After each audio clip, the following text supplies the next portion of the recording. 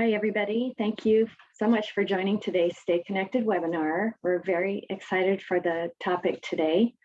We have a couple speakers who are going to share information about their various programs that they offer related to nutrition services and let you know about resources that are available. And I'm going to let Katie and Sarah introduce themselves and tell you a little bit about the work that they're doing, and then they can just go ahead and take it away. Thanks for being here today. Yeah, thanks, Kim. Is it okay if I go ahead and share my screen and then we can each introduce ourselves? Okay, definitely. Thank you. And as we go, feel free to put questions in the chat or comments in the chat. Definitely, yeah. Okay, everybody can see that blue screen, right? Yeah, okay, great. As Kim mentioned, I'm Katie Parch. I work at the NDE in Nutrition Services, which is part of the Office of Coordinated Student Support Services. And my role is the director of the Child Nutrition Program. So I'll tell you a little bit more about what those are here in just a second. But I'm also here with Sarah Smith, and she's our farm to school specialist. So Sarah, do you want to say a few words? Yes. Hi, I'm also with Nebraska Department of Education, and I'm working on farm to school efforts at the department within schools and preschools and after school programs across the board. Yeah, so I'll get started and then Sarah will be able to explain to you how the work she does supports the programs that we think, if you're not already using as a benefit to your after school care programming, could be, certainly. So a few basics about today in the 20 to 30 minutes that we've got together is we'll cover how the child nutrition programs can support your program and its students or the students it serves. We'll touch on a few of the participation requirements because we want to make sure you know upfront what it takes to participate in one of these programs. And then we'll cover some of the various supports that NDE offers to participants and organizations that participate in the program, including the wealth of resources that Sarah's got to support Farm to efforts, helping educate students about where their food comes from and how those resources can help support the enrichment and experiential learning activities that you probably try to engage your students in.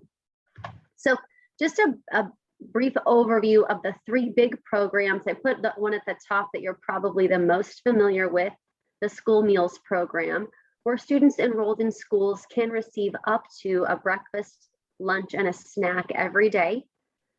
And then we also have the child and adult care food program, and some of you in this room might be familiar with that. You may participate in that program in a way that helps you provide after school snacks and or meals during the school year.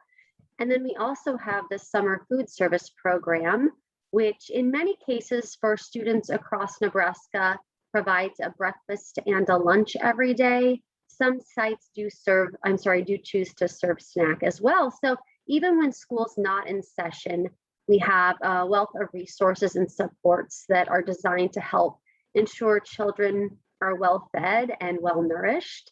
And just a brief background about the funding for those programs. It's a federally funded, taxpayer supported those are federally funded and taxpayer supported programs where the funds are distributed from the USDA's Food and Nutrition Service, also known as the FNS. They come to us here at the NDE, and then local programs participate in or operate the program, right? And then they receive the funds, and those are the folks or the organizations that we refer to as sponsors. So those after school and summer meals programs obviously work to meet a growing student's nutritional needs, and you saw that eligible programs can serve a variety of meals or snacks. There are some, of course, stipulations and guidelines regarding how much or how many meals and snacks a program can serve to each child each day.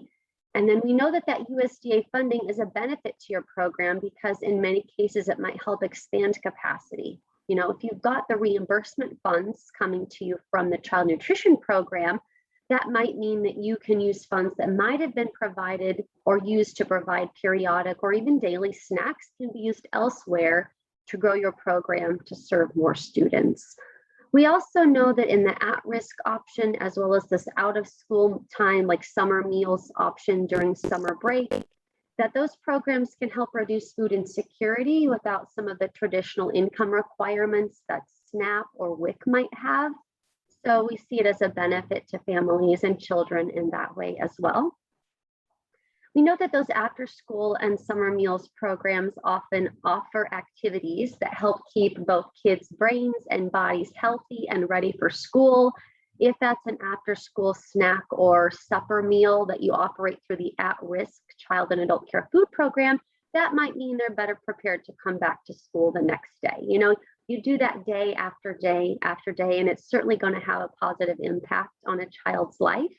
And we also see that when you're providing meals and offering some regular enrichment activities, opportunities to join together during the summertime when school isn't in session and those students don't have access to, you know, just regular getting together, community type things where they can see some trusted adults and socialize with kids their age.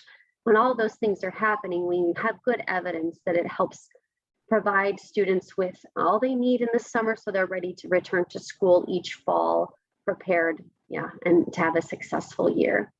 And Sarah will talk more about how these programs, both at-risk after-school meals and snacks, as well as the summertime break meal option through the summer food service program, can help support local ag, which is a really meaningful investment in a local community, especially in a state like Nebraska.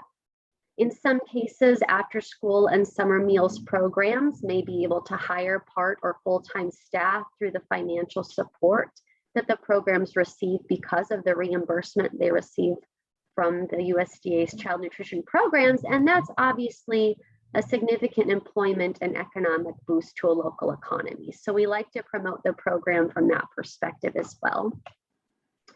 In many cases, you might see older students engaging in some of the activities that are offered to younger students. So it's not just a matter of, only engaging the younger kids who might be enrolled in after school care or programming. You get an opportunity to engage some of the older students' organizations within the school or through the school. And Sarah would have some good information to share about how older upper class activities can support Farm to efforts that can also be utilized in after school programming and make strong connections to the foods kids are eating, the foods they get exposed to, and what they learn to enjoy.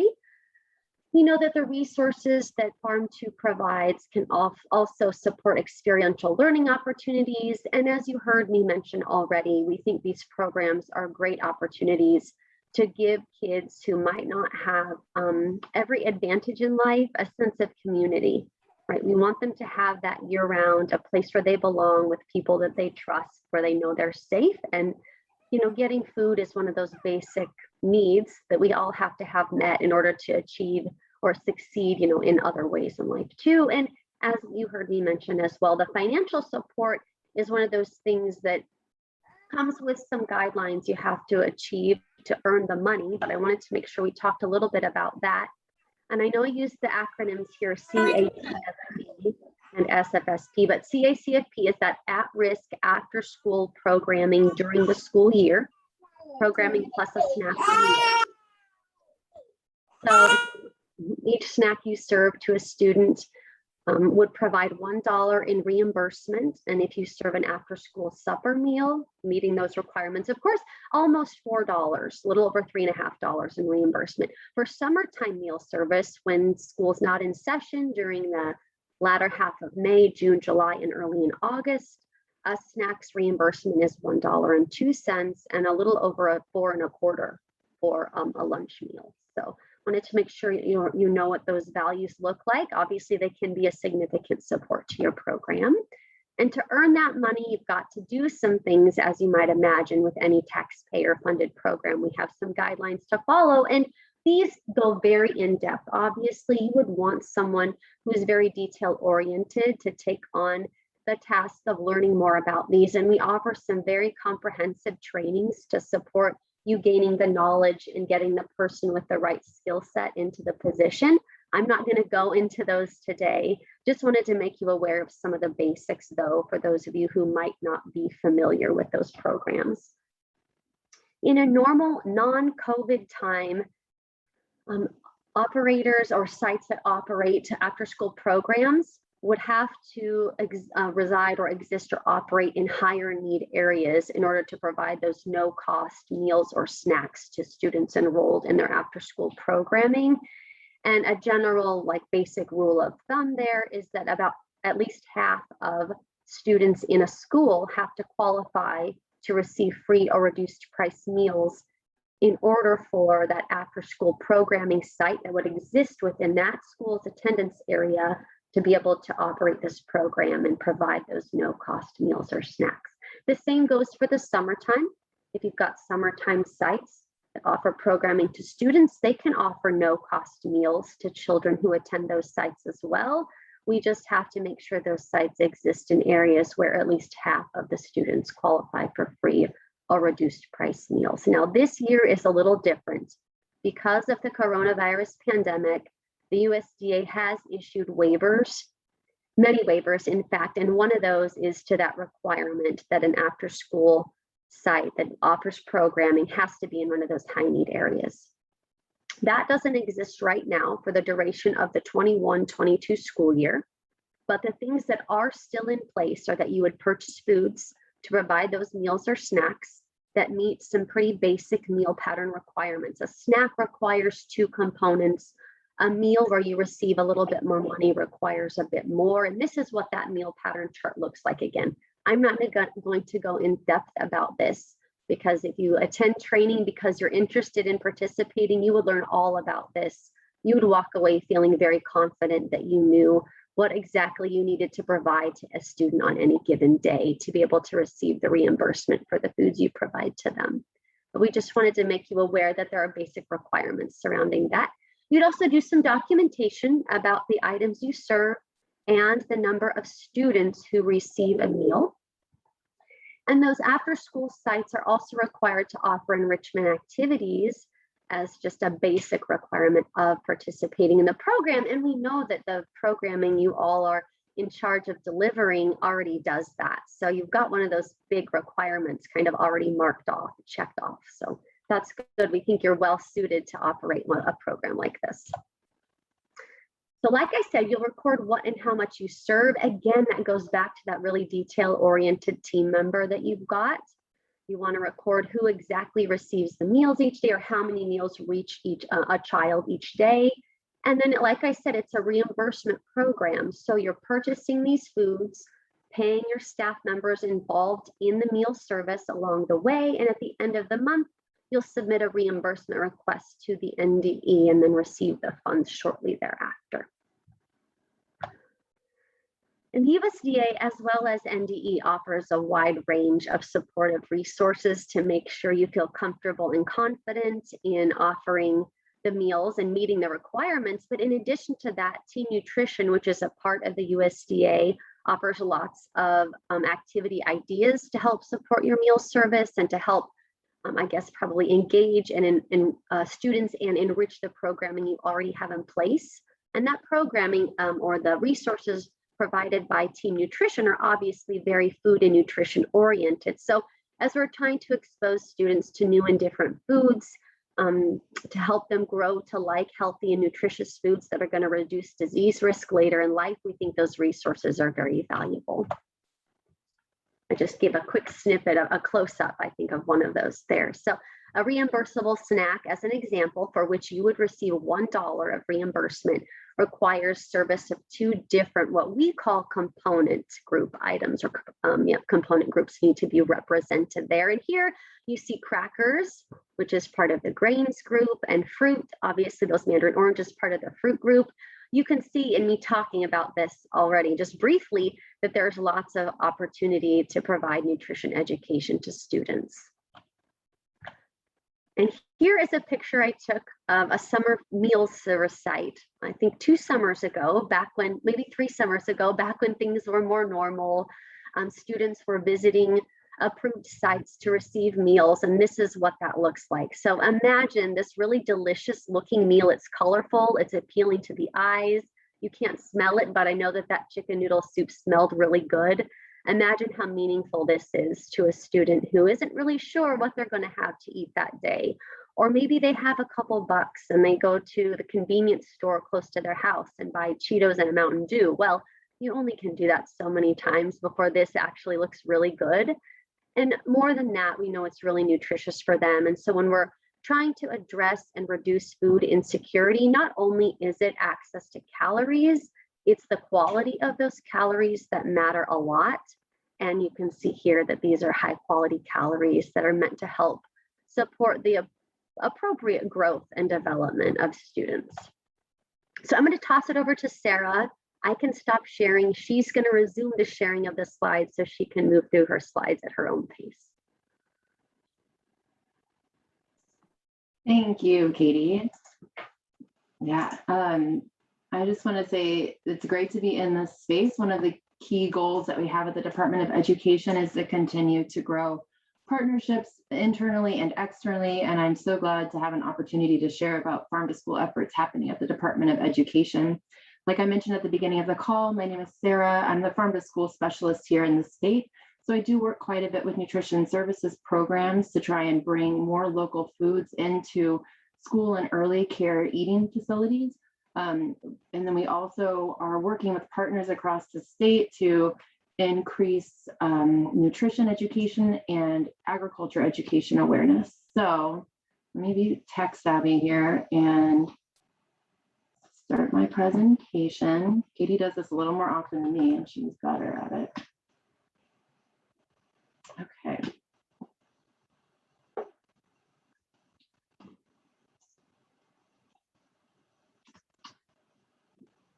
All right, Kim, is that working? You see my screen? Okay. I wanted to share on this other screen. So I'm going to be looking away from you guys so I can see the screen that it's actually on in order to save time. So, okay, let me point out that farm to school, it really does cover every age group that we're working with when we're looking at our students. So we use farm to school as our terminology in the state, but we also use the term farm to preschool to cover our children that are below grades or below age 5 or ages 1 through 5 especially. But we also look at bringing local foods and curriculum and agriculture and nutrition education opportunities to our other programs, like in the summer, our summer food service program, or other summer programs that are operating in our communities to keep our children engaged and continued in learning and socializing. And then we also like to see what's happening with farm to school efforts and after school programs, which very often includes school gardens or taste testing new foods and healthy snacks. So we have here our logo that we've developed for farm to school in Nebraska that you are welcome to use whenever you have farm to school efforts happening in your community. We worked in partnership with Extension to design these products within our state. They're featuring local products that you can find in our state, really east to west. And then below we have the National Farm to School Network logo, and with Nebraska there, we are a really key partner with them. They are a national network that really helps with policy efforts and networking opportunities for stakeholders. They do have an opportunity for anyone to join in as a partner, where you would be receiving weekly or monthly updates and an opportunity to ask questions on their listserv. They're an incredible organization that has brought farm to school nationally to the general landscape. It's in every single state at this point in the country. So moving on, we look at the definition of farm to school really being 3 core elements. So a big piece that we've worked on in our state is that procurement aspect, where we're seeing as much local food as possible coming into the cafeteria. We're looking at experiential education in the classrooms. And then again, like I said, school gardens, which might look like greenhouses for FFA programs, or tower gardens in elementary school classrooms, or family and consumer sciences taking on summer projects with community gardens. And this is so that we can see a connection within our communities to this fresh, healthy food and to local food production, really benefiting our economy as well. And there is a triple win effect with this, which is kind of not a hard thing to understand, that we're seeing our kids grow in their educational nutrition and wellness, well-being. We're seeing them have more interest in growing food and where is it coming from. And we're seeing them more engaged and ready to work in the classroom. there's also behavioral benefits that are research evidence. So we see our farmers win. There's up to a 5% increase in their profit margins when they engage in institutional sales like schools. And it's a market for them to sell into that might be different than what the farmers markets are looking for or what grocery stores are looking for. Schools can use different foods than what they can sell in those other markets. And our communities win because these children are coming home and asking to grow these foods in their container gardens in their backyard, or to buy asparagus in the grocery store that they tried in their after school program or in the school lunchroom doing a taste test. So we have a couple programs. Nebraska Thursdays is really intended for schools at this point, for food service directors to sign on and try and serve as much local on the plate as possible. We have here a feature from Overton Public Schools. They are working diligently as a team to incorporate their science classroom, to incorporate their family and consumer sciences classroom, their FFA, their 4-H kids, their cafeteria. They're integrating farm to school as a team. They come together and they're planning and making action steps moving forward for their farm to school activity. So one of the things that they do is Nebraska Thursdays, and this was a day that we got to visit and try local beef on their menu that was provided by the student shown here who had raised the beef in the 4-H program. And then the family had actually had it processed, and then it was served out and served by the FFA students. So those kids from like the preschoolers on up see the older students almost as mentors by serving this food and participating in the program like this. So it just is, it starts from, it's a very cyclical. So from where the food comes from and to when it's sourced and served, and then the children are eating it and they can go home and talk to their families about it. We like to highlight the Harvest of the Month program, where we currently are featuring 11 local foods, and we're going to be expanding that in the year to come. But this is product that can be available across the state, and on our website, this information is available. And within this, we have recipes for schools. We will be developing preschool recipes as well, but there's a taste test guide and recipes for taste test amounts so that you can actually cook the right amount to serve out to whatever number of children you're going to be doing a taste test with. Just because we know it takes up to 12 times before children are willingly going to eat something like sweet potatoes. At least that's also been my experience in my house. But so this guide provides some hands-on activities. There's some trivia cards and those recipes in that taste test guide, and a communications toolkit, so that not only are you offering it, but you're promoting it and you're talking about the work you're doing so families can also get engaged. This is just a quick map of what we know is happening only in our schools. So this is not within our after school programs or our early childcare facilities. This is what we've tracked for those two programs of what's happening across the state. There's statewide interest in farm to school efforts. And a really quick note that an easy step into farm to school would be to participate in something like the Crunch Up that is held in October and during Farm to School Month. And so we have for 3 years in a row been in a competition regionally with 8 states in the Mountain Plains region. And our goal is to have as many people as possible in the state crunch into a local product. And so not only is it healthy because they're crunching into peppers or apples or carrots, but we also really want to promote that it's something that is sourced locally. So some people were crunching virtually on their backyard peppers that were grown. We had early childcare facilities that had apple trees in the backyards, and they were using those apples to crunch into with their students. We had extension educators from across the state, 300 different extension educators that participated in a crunch in their own offices or within their own communities. So it's a really good step into farm to school efforts, and we have several resources available on our website to help with promoting that work and finding that local product, which can sometimes be a pretty big barrier if you don't know how to do it and it's your first time doing it. We did a school garden needs assessment survey in 2018. I thought this could be a little bit relevant. I'm going to close up here pretty quick because I know we're on time, but this information is available as a fact sheet and the full study on our website. But we do know that 39% of the survey takers had never had a garden space, and 52% did have a garden space when they were surveyed. And those that did have a garden space said that they were using the garden 91% of the time during the class instruction time, but that 48% of the time it was in after school programs, 27% of the time in a summer program, 14% before school, 12% for non-school community uses, and 7% during recess. So it is happening out there, and we hope to continue to gather stories and share resources to help grow these efforts. And lastly, just some touch points for how to get resources. Like, this is all great and well and good to know about, but how do you actually learn more and gather resources to do this work and start planning? And so I will recommend our website. We're developing resources and try to keep it up to speed with what's happening, best practices nationwide.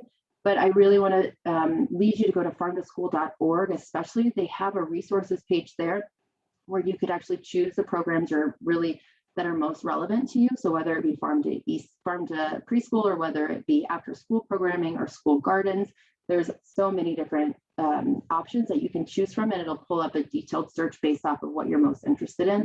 And USDA Community Food Systems is a fabulous resource. They have all kinds of planning documents for setting goals and building a team. And that's how we know we're moving forward with efforts, is when we see as many stakeholders as possible involved in a team effort and supporting those efforts. So we can send those links out in the chat box or after this call, but that would be my next steps for you all, is to consider visiting those sites and thinking through your next steps. So from there, I'll pass it over to you, Kim, to tell us what's next here. Thank you so much for the information. Your programs are really exciting, and I know many of our after-school programs around the state have gardens, and the students are involved in growing and eating their produce. Do any of the participants on the webinar today want to share a little bit about what they're doing in their programs?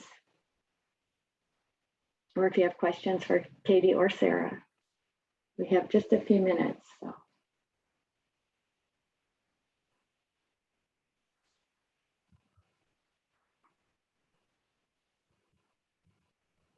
Well, thank you again, Katie and Sarah. And we have quite a few links in the chat. I think people maybe know how to save the chat to their computers, but I'll remind you in case you want to be able to access these links after the webinar. So if you open your chat and go down to the bottom in the box where you could type a message, you'll see 3 dots there. And one of those will allow you to save the chat. So I know it's hard to frantically write all of those down during a webinar. So feel free to do that. And we're going to post the recording to this webinar on the Stay Connected site. So you can always share it with somebody else or watch it again if you want to review the information that was provided today. Well, if nobody has a question, I do have a few announcements. Our next Stay Connected webinar is December 2nd, and the topic is a review of all of the wonderful resources on the Beyond School Bells website. And I think Sandy's on the webinar today. Sandy, we appreciate you taking the lead on our next Stay Connected, and we look forward to learning more about all of the resources available through Beyond School Bells. We want to remind you that if you are looking for continuing education credit, these Stay Connected webinars provide 30 minutes of PD time. And so you can go to our Stay Connected site and submit the information. And we, Sherry Landis, our assistant, will create certificates and get them to you. And she does those about once a month. So make sure that you put in the information that she would need, and she can issue a certificate for you. That would also count if you view the recording later, or if your staff view the recordings. The rescheduled Get Connected After School Conference is going to be held February 25th of 2022. And we are very confident that we're going to have good luck with weather, and COVID's going to cooperate, and we are moving forward. We'll have an in-person conference, but we'll also have a way you can register to join the conference virtually, and we'll be streaming several of the sessions. So please go to the site. You can register now for the conference. I think that's all the announcements I have, unless Jen or Sandra, Sandy, anything to add? I just want to thank Katie and Sarah for sharing this information with us today. I took several notes here because providing food, snacks, meals during the summer months, those are all things that we do in 21st century. So I really appreciate the time that you spent. All your photos of healthy meals and snacks really made me hungry. I know. Really fun pictures. Yeah, we are grateful that you invited us, and we're so happy to get to share anything we can to whomever we can about these programs. I think Sarah just has a lot of passion for what she does, and I think that it's infectious. And I want to do anything I can to help support and promote the work she's done and all the building she's done. I mean, she's worked in these programs for many years, and we've seen so many great things come out of it, including the pictures and very real life examples that she shared with us today. So we'd love to see that happen in the programs that you all support and run. Well, thank you again, Sarah, Katie, and thank you to all of you who joined today. We really appreciate your time, and we will see you on December 2nd at noon. Enjoy your day. Thank you.